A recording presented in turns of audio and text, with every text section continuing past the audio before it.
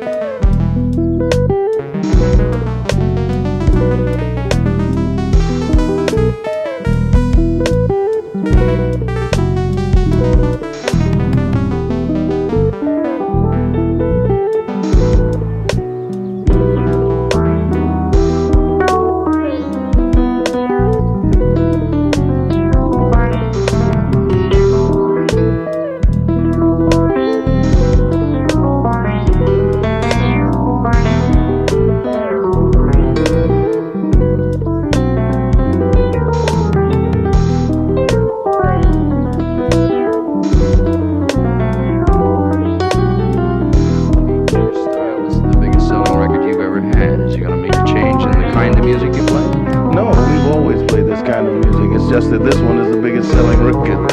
Isn't that nice? Now, there are a lot of kids that play all different kinds of music.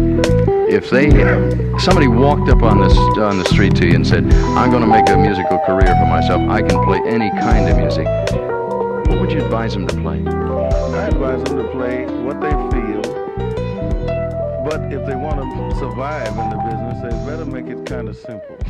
You mean if they're in the classical end, it should be understandable classical music, or what? Surely there are famous examples of that. There are guys like you mentioned, Victor Borge, who is a big star playing classical music because he does things that people understand.